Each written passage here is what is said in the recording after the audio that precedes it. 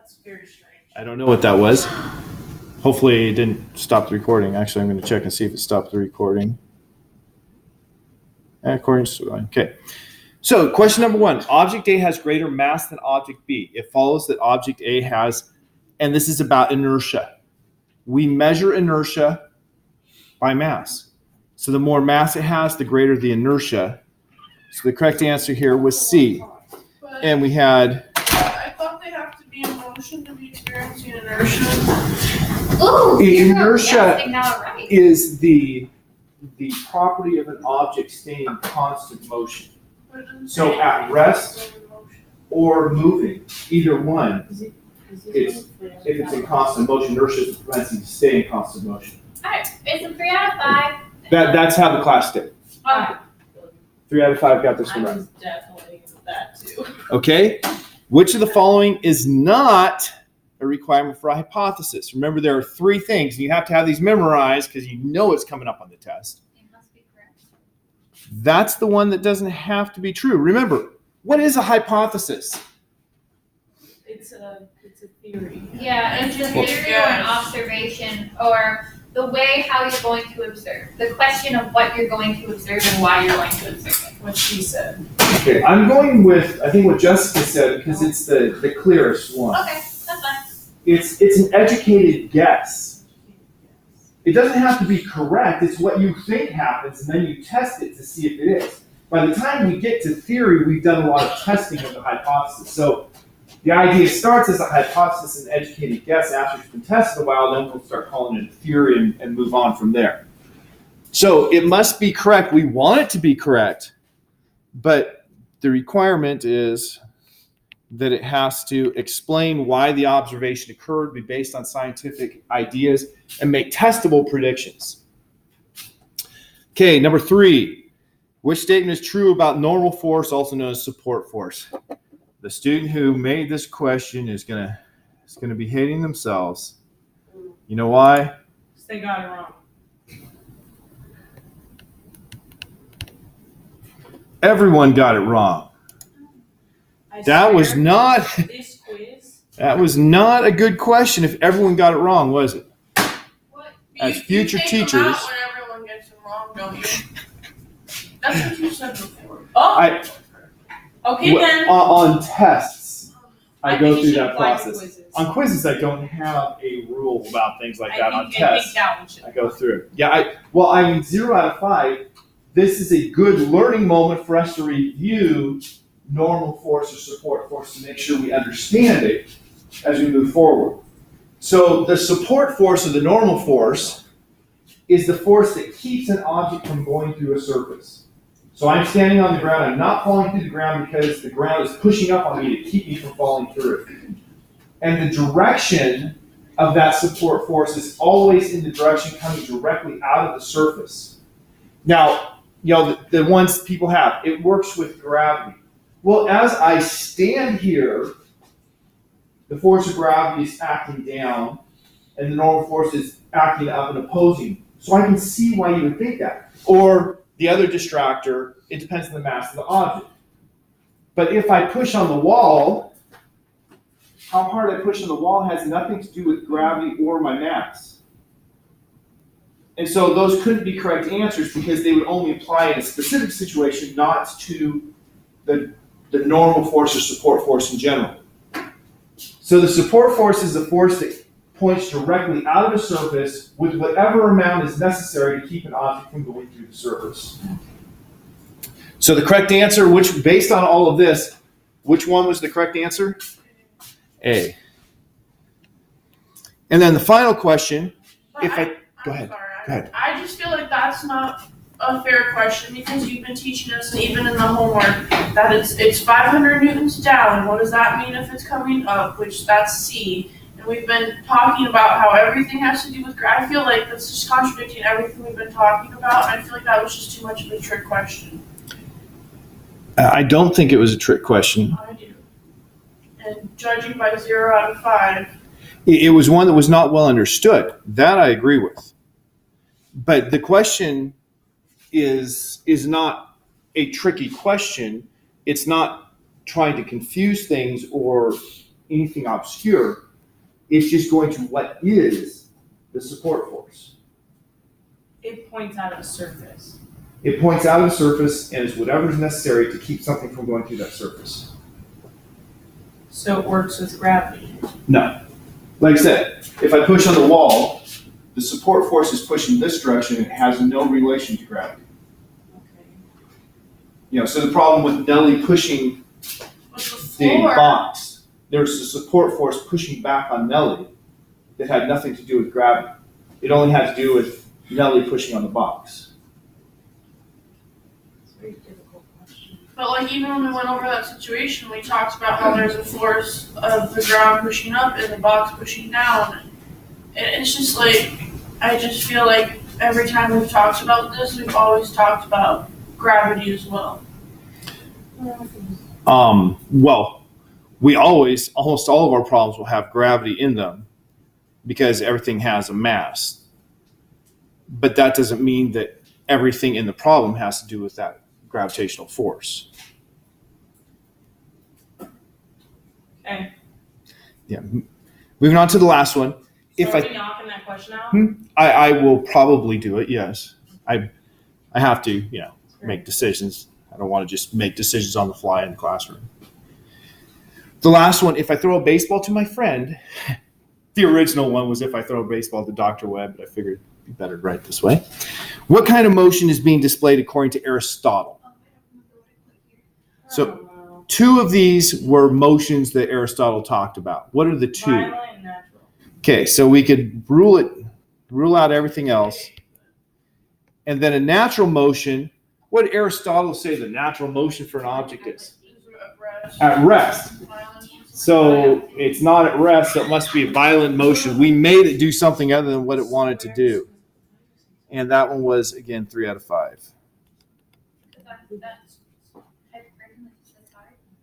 Okay, now, Jessica asked to look at homework, so let's go to the homework before I get started with the lecture. And Can you like I have not 3 put that questions, quiz in? so I'm sorry. It's okay. No, you're fine. I just had a question on the homework. Why can't we, I'm just curious, do a PDF? Like, you can do a why PDF. does it have to be a PDF? Because I did all of mine on Word and then. Well, just click the export button and export as PDF. I know, but then I gotta save Or you it. can just save it as a PDF when you save it. That's how Oh. Word works. You I'll pick just what do that. form you're Oh, saving that it one in. works the same for Google Are we in Docs. chapter 1 still? Yeah. Bro, you really murdered me with this quiz. I want you to know that. So you wanted like our reasoning behind some of these, and some of these is just like the reasoning is logic. So explain the logic. 4 questions. Okay, so homework number 1. I'm wounded. Wounded? Yes. Sorry, that So like wounds me to hear that you're wounded. on the math ones, you want us to do all the math work to show you how it's done. Yes. So here's the homework. What question did you have specifically? Well, me and my friend had a disagreement on number 2. I thought that hypothesis would be B because it has like a theory. It has like more to just like, it's more than just like a fact. It's more than just a statement. But something on Google said that it's A and C. So Okay. I'm wondering what- So as we had on the quiz, a hypothesis has to have 3 pieces. It has to explain why an observation occurs. So So it is B. let's look at A and analyze it for each one. Then we'll look at B. Then we'll look at C. There's nothing that says it's one of these 3. It's which of the following. So it could be 1, 2, or 3. Well, I know, but A and C are like the same. So do we have to say which of the following if they were or were not, and why they were or were not? Yes. Okay. So for the first one, chlorophyll makes grass green. So I said no. Could you see an observation? I want to go through each of the 3 steps individually. No, you can't. No, it does not explain why the observation occurred. Yeah. Well, I would say I could have made an observation that grass is green, and this would explain why grass is green. So it would explain But you an didn't say observation. that part. Right. So it's yes? But it's at, well, that's the first of the 3 things it has to do. So it does explain some kind of observation. Then the second one, it needs to be based on scientific ideas. Is the idea of chlorophyll a scientific idea? Yeah. Yeah, it's based on previous experience that says that chlorophyll is a chemical that we have in leaves that helps them to metabolize oxygen, and does it make testable predictions? No. Well, couldn't you test that? You could test that. You could, for instance, take leaves that are green and leaves that turn brown, and you could measure to see if they have equal amounts of chlorophyll. Now, that in and of itself is not complete because, of course, you have to have the chlorophyll undergoing a reaction to make the colors as we understand science. But it does make a testable prediction. So if it does those three things, if it could explain an observation, since we don't know what the observation is, could it explain any observation? If it's based on scientific ideas, and if it makes a testable prediction, then sure, it's fine. So this one, I'm just going to write here. Okay, I'm not going to write because I forgot I can't write on web pages with this. Actually, I can like this, I guess. We'll see. So I put yes there because it fulfilled those three things. So in your answer, you can't just put yes. You need to say it does this, it does this, and it does this, fulfills the three requirements. So on number 1, it's yes? For 2A, yes, it's scientific initiative. It's a scientific hypothesis. Okay. Because I think that the hypothesis doesn't explain what or how or why the observation occurred. It's explaining some type of observation, but it doesn't cover all 4 questions of the hypothesis. That's what I thought as well. But we don't know what the observation is, so we're saying, could there be an observation that this would explain? And so observation grass is green, this would explain. And then number 2 is based on scientific ideas. The action of chlorophyll in a plant is a scientific idea. So yeah, it's based on scientific So idea. the answer is yes, not no. That is correct. What? Okay. And then it makes testable predictions, because we can test and see if green leaves versus brown leaves have the same amount of chlorophyll. This is rather confusing.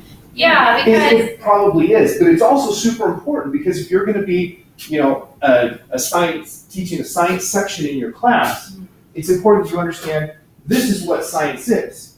If it doesn't have these properties, then it's just not science. It still doesn't mean it's not right, but it's not science. So the second one, Earth rotates about its axis because living things need an alternation of light and darkness.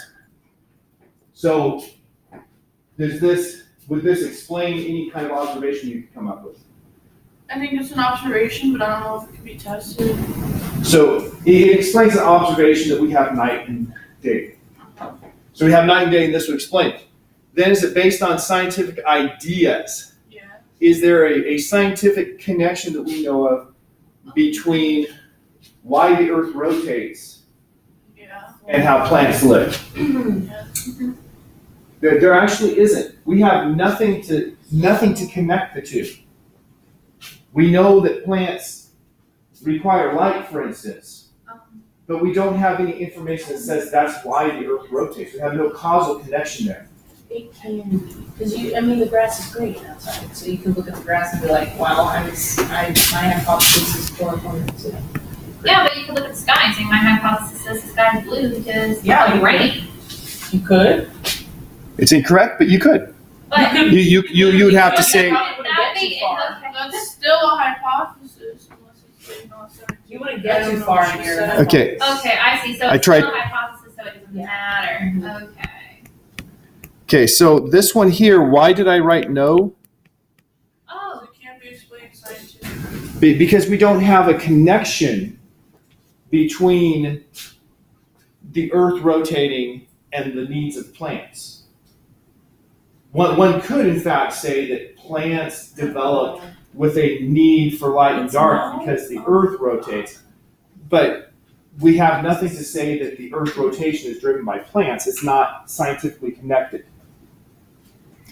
And then the third one, tides are caused by the moon. So the second one is no. The second one is no, because we have no scientific connection between the Earth rotating and plants. Plants do get light and dark, but we don't have any connection between our plants. you need light and dark. We have no scientific connection between that I guess and the Earth's rotation. my question for you is that if you put some stuff like this in the test, can you put the observation as well? Because I thought that it was neither of those because there was no observation. I'm just, if this is what the. That's just where I was confused, and if it's gonna be in the test, can it? Well, the test questions will be 50% questions that you guys made, so like we're down to the quiz, and 50% ones from the textbook, which will be, I would say, clearer because I go through and make sure that I think that you should be able to get them right when I choose them from the textbook. My next question is number 5. Before you answer that, can I say something? Yes, ma'am. If the test is gonna be this hard, can we please have some extra credit? I may put an extra credit question or two on the test. I mean, we already have extra credit for I'll write a paper or something for you, because I'm gonna need that extra credit to pass this class. Well, it's multiple choice, so it's not like there's Your girl not good at multiple choice. no I could barely do the homework today. I cried doing this. We already have a built-in extra credit with the lecture assistance part. This part of the class, and I don't want to make too much extra credit. Your grade should be, things that I break down and thinking about. You should have well over 90% in your lab grades, and that's 1/4 of your grade. So everybody should start with a high bar, and then your homework scores, if you are diligent, and if you come ask me when you have questions, and they'll just say, I don't know, I'll turn in not doing it, that should be above 90. And then we have the quizzes that will obviously be somewhat lower, and the tests that will be lower, but when I average it all together, I think that if somebody gets, 80% on the tests, they should still be able to get an A in the class. Okay, first, Alex. So you're assuming that we already have the knowledge to get 80% on the class? No, I'm not assuming you already have it. Kind of I'm assuming are. you're gonna learn that. Guys, Right, And if we can't, Then even if we we'll try? Come up with something. that is a fact for all classes. If students can't learn the material, then they're not gonna pass the class. And whether that's the teacher's fault or the student's fault, that's a different conversation. But I do have confidence that you will all be able to learn the material. No, there's some. I don't think any of you I'm holding it. are incapable. Or actually, Yeah, she was first. yeah, Annabelle. oh, it's fine. Don't worry about it. I have 2 things. One, I can get knowledge, but I also have horrible test anxiety. So once I get it, I'm going to forget everything because I know I'm not going to pass these tests because I do not do well at science. If you have test anxiety, you should go to the TLC, and they will help you to Get develop. those trees. Okay. My second thing is, there's some teachers that allow us, like, if we completely bomb a test, to write a paper or do an assignment or something like that to bring up the test grade. Can you make that happen at some point? Like, if we're It's- struggling? I can't make blanket statements beforehand because every situation needs to be evaluated on its own cases. As a general rule, having large extra credit or makeup makes the class grade meaningless. And we want the grades to mean something. At the same time, if no one understands, then there is a problem, then we need to find a way to work with it. So that's why each situation needs to be evaluated on its own merits. Figure it out when we get there. Yeah, we all like, can we do fail- the first test and then if we all fail, can we come back to this conversation? Yes, Because, like, I have to want have a pass this B class. to graduate in this class. I would like you to have I'm an A, not, just for the record. I'm not, no, I just need to for my GPA, and I'm not about to fail this class and not graduate. Okay, but if we don't talk about this class, I am going to fail. So can we Okay. switch conversation? So yes, going on. So this last one, tides are caused by the moon. Yes. That has the underlying, it is because A, we see high tides. B, we understand that gravity is a force that acts between the earth and the moon and will be stronger. And you haven't actually learned about this aspect of gravity yet. So it's yes, And it's- because explains why the observation occurred is based on scientific ideas. Yeah, and you should say based on scientific ideas of the gravitational pull between the moon and the We Earth. have to say the specific idea. Well, yeah, you should. Oh my And makes testable predictions because you could then do other things, simulations. Kate, Jessica had another question. Number 5, I don't know. Okay, I don't comprehend what it is, and I did all the math, and I just feel like my answer's not correct, so I just want to double check. okay, so number 5 is actually material that we, in theory, would be covering today, although we're halfway through the class period already. So let's look at number 5 and do it all together as a class. Everybody with me? Okay, so number 5, a scaffold weighs 400 newtons, supports 2 painters, one 500 newtons, the other 400 newtons. The reading of the left scale is 800 newtons. Was the reading of the right? Actually, I was wrong. We could do this based on information we had before today. So we will start with a first simple question that heads you in the right direction. What do you call a situation where they are staying in constant motion? Would it have to equal 0, so you add up the pull down, and then you have to add up the plus? Pounds Newton. She jumped right ahead Well, that's to, what I to, did, how, but to how we I solve it. just felt like it wasn't correct, Which- so okay, thank you. Okay, so that is the correct method. Yeah. We call that situation equilibrium. So you do want us to do, so when we do that, you want us to show, like, I showed the actual equation, so my 4n plus 4n plus 500 equals 800, minus, then I have 1300 equals 800 plus x, and then negative 800 equals negative We have to do 800 the plus x, step by step by step. x. Whoa. You can do it in less steps than Josie did. Can we just like show? Doesn't mean you did it wrong, Josie. Don't feel bad. I'm just curious on how it works. But what we have here is this is in equilibrium. Right. Oh, got to change back to the pin. Equilibrium Means that the bottom's going to have to be equal to the top. So we're because the motion's constant. Cancel out with 800. It's 500.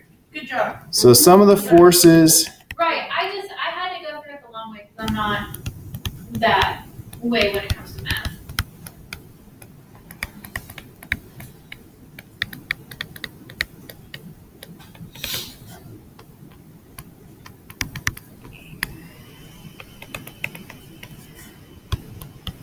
So there I added them all up. Ups I used for positive. I use positives. Downs I use negative because they're opposite directions.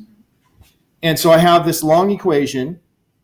And so 500, 400, 400, that was the 1300 that you came up with. And 800 minus 1300, well, I don't know if you guys think the way I think, but I look at this and my brain says that this and that adds to 0. And so I have minus 500 newtons plus F2 equals 0. So add 500 newtons to both sides. I was just curious if you wanted to show all that work. And I have F2 equals 500 newtons. So I would hope that you would have something akin to what I have written here. Okay. Right. Right. Is it just as valid to add at the bottom and then subtract the top from That's bottom? what- that's Because what I they're did. supposed to be balanced, so you can assume that the top is equal to the bottom. That is a perfect way to go about it. Yes. Good job. Okay. Number 6, I don't understand the difference between A and B. I feel like it's the same order. Number 6. Okay. My layer's slowly moving. Number 6. That's what I got. Different materials A, B, C, and D rest on a table. And notice we have different masses for each one. 12 kilograms for the first one, 15 for the second, 10 for the third, and 2 for the last. Rank the materials from greatest to least by how much they resist being set into motion. What do we call resistance to change in motion? Inertia Inertia. And how do we measure inertia? by mass. By mass. So since it says greatest to least, we're just going to order these from greatest mass to least mass for part A. Right? You need to. But Matt is It'd be Yeah, B8. B-A, yeah. okay. I got that, but I'm wondering if And B make is sure you write exact- down, inertia is measured by mass, so from greatest to least mass, it is. Right, because you want to show that you knew how you got there, and not just, well, I put them in order of mass. So if I say like, more mass will have more inertia, so the heavier the item, the more inertia it will have, will I get marked off for that? Well, more mass instead of heavier. Oh, okay. Okay, otherwise, that's perfect. Now, the second one, rank the materials from greatest to least by how much support force, normal force the table exerts on them. So we have to look at each one and say, well, how hard is each one pushing down on the table? And this is going to adjust to saying, well, all the problems we did with support force had, gravity. These, the only thing that's pushing them down is gravity. And so the heaviest one has the highest support force necessary. But keep in mind, it doesn't have to be gravity.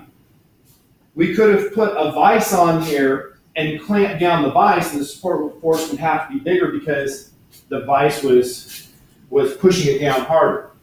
So it doesn't have to be gravity for the support force, but there was nothing but gravity here. So it's the exact same order. It is the same order, yes. But once again, I just needed to double check. you need the reasoning and not just right. It's the same order. BACD. Wait, what's the reason? Would the reasoning be the same? Okay, so this one here, no, the reasoning's not the same because this one here is inertia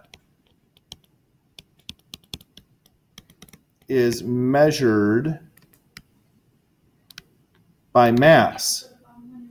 Whereas this one, normal force opposes gravity in this case.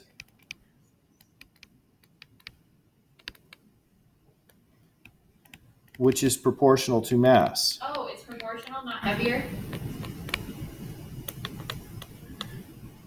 Okay. Your force of gravity is equal to mg, and that's what we call the weight. So one with more mass, as long as you're on the surface of the earth where g is constant, has more weight. So She's trying to explain it. okay. Well, remember, So like, the force of gravity is the weight, right. and as long as you're on the surface of the earth, that depends on the mass only. I mean, it's So- multiplied by g, which is not changing. So the normal force will be proportional to the mass, not heavier than or less than? The normal force is proportional to the mass for this case, yes. Okay. And once again, for this case, okay, we'd better get into the lecture because we only have 17 minutes left. What is your one more question? I do like to help students. I don't know how to explain like the second part So, of number yeah, 8. normal force to I got the first part, like why it worked, but then when it came to explaining like why the other one didn't work, I made me like double question why it does work. Okay, and I'm glad that Jessica's asking these questions because some of these questions require some reasoning and ideas that aren't clear. Oh, yeah. So if we look at these two pictures, we have the bosun's seat, that's the little stick with a rope going through it that you're sitting on. That bosun's seat, actually it's like this one. On the left picture, the rope goes up, goes around the pulley, comes back down and ties off on him again. So if we look at this case here, we have the rope going up and coming down. There is what we call tension, is a force supported by a rope. And so here we have a tension pulling up on this side and a tension pulling up on this side. So how many tensions are pulling up on the painter in this picture? Like 2. Exactly like 2. And what's the downward force in the painter? We don't, well, we might have had numbers for it. We do have a number, 500 newtons. So if we have 500 newtons pulling down and we have 2 tensions pulling up, if they're equal, what is the tension going to be? 500 divided by 2. It's gonna be 250. So 250. Now if we look at the picture on the right where he's tied off to the flagpole, how many tensions are pulling up on his seat? It's gonna be more than 250 because it's 300 C, so subtract the 500 from 300. So Well, let's assume the rope doesn't break for calculational purposes and then we'll see if it does. So if the rope doesn't break, how much upward force is that rope going to have to put on the seat? Yeah. Well, how many tensions are pulling up? Just one. So it would be all 500. And so it's all 500. So the tension has to be 500 newtons in the second picture because it's only pulling up once. Whereas the first picture, it was 250 because it was pulling up twice. So if the rope snaps at 300 newtons, as long as it doesn't do anything like swing, the first picture, it'll keep them there. But the second picture, it's going to pop. It's going to fall. And we hope the ground is very close.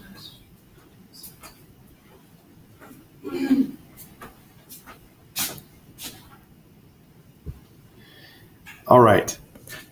We totally have more than 10 minutes to lecture. So, yes, actually, let's not worry about it because we have so little time. So, some reviews of Newton's first law. And this is my ever so nifty demonstration. Let's do it two ways. First, the way like the question that's going to come up. If I have this jar sitting on top of the paper and I pull the paper out, what's going to happen to the jar? It's stay. I mean, it's going to stay depending on Because how the fast you mass, which move. Okay, so if I pull slowly, it just moves right with it, right? Yeah. And if I pull quickly, it stays. I would have broken that. I was kind of worried too. What's the difference? The level of motion that you're taking it from. I know there's a better word to describe it, but I don't know that. Okay. At first I thought you were talking about an angle like this. I was like, no, that's No, not like it. But the no, I speed- understand exactly what Speed you of the mean. motion. I understand exactly what you mean. This has mass, and because it has mass, it has inertia. Yes. And so that's the opposition to change in motion. If I pull this slowly, there's not much change in motion. And so the force of friction between the paper and this is enough to make it change motion. But if I pull it quickly, that would require a lot bigger change in motion. But inertia is opposing that. And so when I pull quickly, then the friction is not big enough to cause that change in motion. Now here's the second way that I think is more fun. I'm going to put a nickel on the paper on top of the cup. Once again, if I pull the paper slowly, what's going to happen? Nickel's gonna go with it. Nickel's going to go with it. But if I pull the paper quickly, what's going to happen? The paper's gonna move with the nickel won't. Unless I do it wrong. Right. If I pull upward or downward or something, it'll probably do something bad. But if I pull it horizontally, what's the concept there? Inertia. Okay. So is inertia basically speed? The speed of movement? Well, inertia is the opposition to change in motion. So if you have a small change in motion, that inertia is not going to cause too much of a problem. If you have a large change, the inertia is opposing enough to cause the problem. And of course, if you have a huge mass, like let's say we have a semi-truck parked out here, it has a lot of inertia. Even if it has no brakes, whatever, it's on ice, I'm going to have a hard time pushing it just because it has so much inertia. It's going to take a really big force to get any noticeable change in its motion. So basically, the weight of the object is going to determine how easily it is to move the inertia. Basically, yes, but technically it's the mass. Okay. The mass and weight, as far as you're concerned, they seem like the same thing. But the difference is, if I go to the moon, I'll have the same mass, but I'll weigh 1/3 as much. Or 1/3, 1/6. I'll weigh 1/6 as much because the acceleration of gravity is much smaller on the moon than it is on Earth. Okay, so we're not going to answer the Woo class questions because of time. Some other examples that are pretty cool regarding inertia. You have a lead weight here, and you have two equal strings above it and below it. If you pull gently on the lower string, it's going to break above because you have your downward pull plus the weight of this. But if you pull quickly, it'll break on the lower string because the inertia is not allowing it to move quickly with your jerk. And the top one I did. The right one I'll skip over. I do need to ask the question that was on the preceding slide. Let me go back. It's an important concept. If I take this bad boy and I swing it around in a circle, and we'll come back to this. This is one of my happy demos. I love to swing things around in a circle. Is it in constant motion right now? That's a yes or no question. Yeah. Yes. The answer is no. Um, It's no because the direction of the motion is constantly changing. It's not So- in constant motion. Right, because the direction is changing. Right. Even though the speed, I'm trying to keep it constant. Now, if I were to let go, or if the string was to break, what would it do? Fly offwards. It would fly off. Now, let's make the example clear. Let's say that it was right in this position when the string broke or when I let go. What direction is its motion when it comes around and it's right in this position? So it would hit Jessica. Like, I'm thinking more Annabelle than that. How about What- we don't do either? What direction was it traveling when it came around to right here? Well, it's like this way. Okay, so straight toward Annabelle is what I'm trying to do. If I let go, then what direction is it going to move?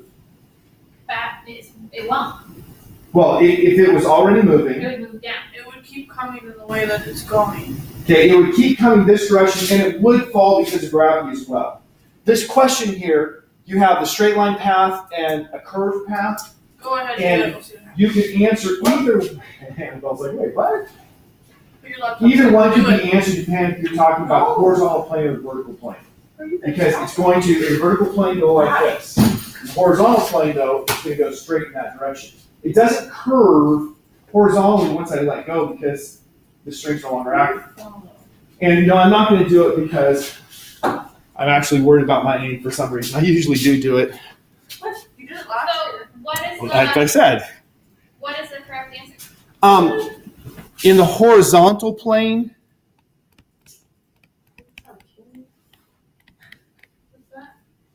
So basically it's straight and line in the path. vertical plane, because of gravity, it's going to curve downward. In the So- horizontal plane, it goes straight. So this is not the kind of question you ask on a test because there's two answers that could be argued as correct. And surely as teachers, you know that's not a good thing to put on a test. You were correct. But for class where we're thinking, it actually helps you to think more about the topics. Oh wait, go backwards. I can. Okay, Okay. Let's get to some things that we don't think about. You guys have heard of flat earthers, right? The what? Yes. People who believe the earth is flat. Yes. And they have a lot of arguments that just show that they have no fundamental understanding of physics. good. He's taking me out right Are you a flat No. earther? I was like, is there something you want to tell us, Josie?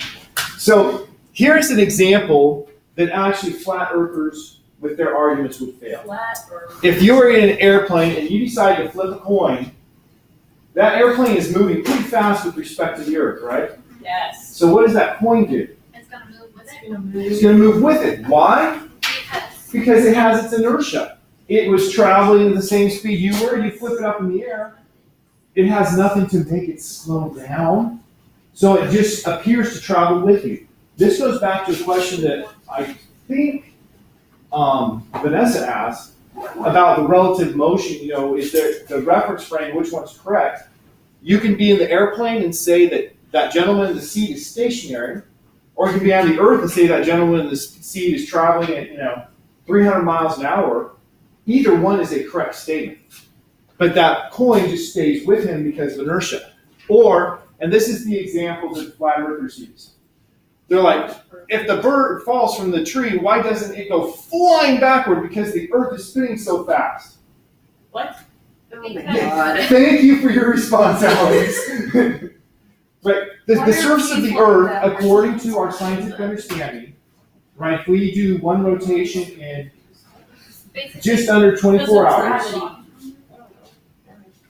Well, we're doing one rotation just under 24 hours. And given the radius of the earth that we have understood since before the time of Christ, we've understood and known what the radius of the earth is.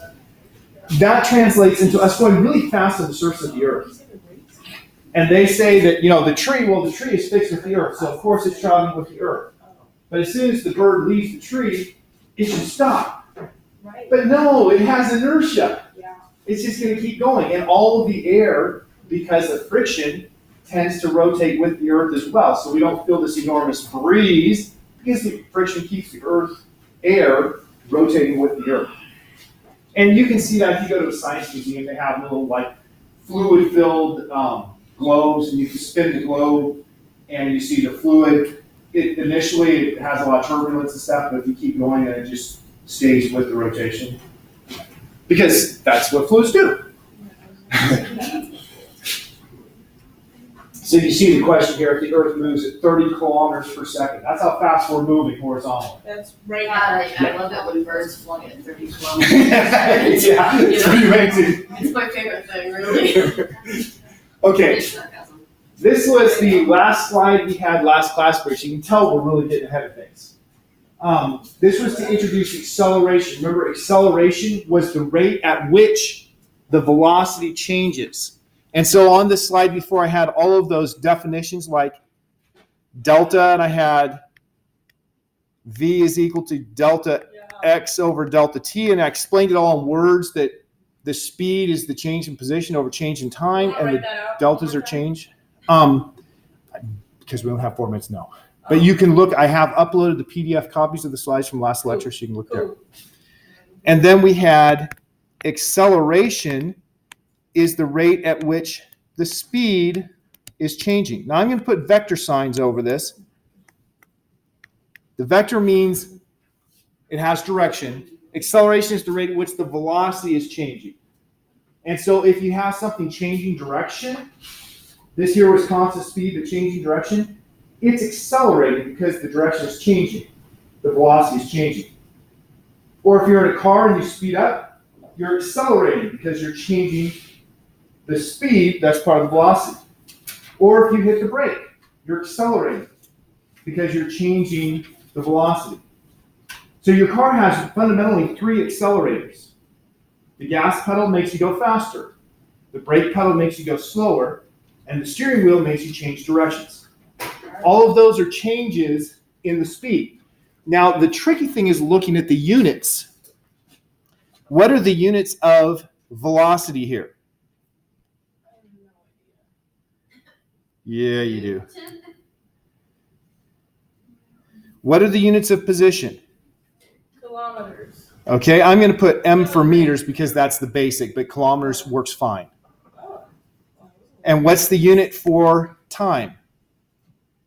Time. T. The unit. Oh. Symbol is T. The unit. What do we measure time in? Minutes. Like Hours. milliseconds or something? Okay, the standard is second. Minutes, hours, those are also times, but second is the standard one. So speed and velocity are measured in meters per second. Acceleration is the rate at which that's changing. So this is going to be meters per second on top divided by time seconds. Meters per second. Change in speed of this many meters per second each second. Because M is what again? M is meters. No, but like, what does meter stand for? It's distance? This distance. Okay, distance. Yeah. So we often write this as meters per second squared because mathematically meters per second is meters per second squared. There's no such thing as a second squared, but it's meters per second every second. Now, if I have a free falling object, free fall is the name we give for something that is falling with nothing opposing it, but under the influence of gravity. So it's free except for gravity. If it's under free fall, it will accelerate, and we said this last class, for the actual acceleration, which we give the letter G for, 9.80 meters per second squared, which our textbook says that's approximately 10 meters per second squared. Right. So it just uses 10. So in this table, you have the velocity after 1 second is 10 meters per second, because in 1 second it changed by 10. The next one, 20 meters per second, because it increased by another 10. And so I had this question, and I'm going to have you just blurt. If a falling object gains 10 meters per second each second it falls, what's the acceleration? 10 meters per second. If it's 10 Oh. meters per second and it falls, you're going to multiply it by 2, so wouldn't it be 10 meters per second, right? 20? 10 meters per second is a speed. Oh, this is- 10 meters per second per second. That's the acceleration. That's what I was talking about. Okay. But the units are important there. Okay, so we got 3 slides forward. Next time that people want to just talk about things that are